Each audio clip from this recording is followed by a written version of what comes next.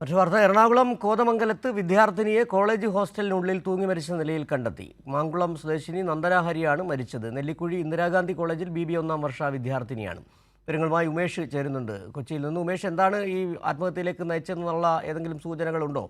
ഇപ്പോൾ കോളേജ് അവധിയായിരുന്നിരിക്കണം, ഹോസ്റ്റലും അവധിയായിരുന്നിരിക്കണം. എന്താണ് പോലീസ് പറയുന്നത്, കോളേജ് അധികൃതർ പറയുന്നത്?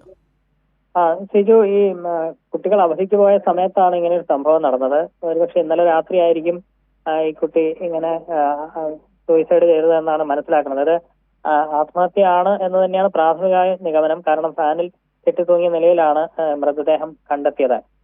ഈ കോളേജിലെ തന്നെ, അതായത് ഇന്ദിരാഗാന്ധി കോളേജ്, നെല്ലിക്കുഴി ഇന്ദിരാഗാന്ധി കോളേജിലെ BBA 1-ാം വർഷ വിദ്യാർത്ഥിനിയാണ് മാങ്കുളം സ്വദേശിനിയായ നന്ദന ഹരി. 19 വയസ്സാണ് പ്രായം. ഈ നന്ദന ഹരി ഒപ്പമുണ്ടായിരുന്ന കുട്ടികൾ അവധിക്ക് പോയിരിക്കുകയായിരുന്നു.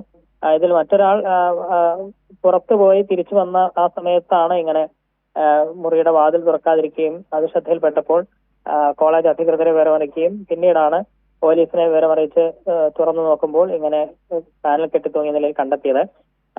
കോതമംഗലം പോലീസ് സ്ഥലത്തെത്തി അന്വേഷണം ആരംഭിച്ചിട്ടുണ്ട്. എന്താണ് ഇതിന് കാരണം എന്നുള്ളതിൽ ഒരു വ്യക്തത വന്നിട്ടില്ല.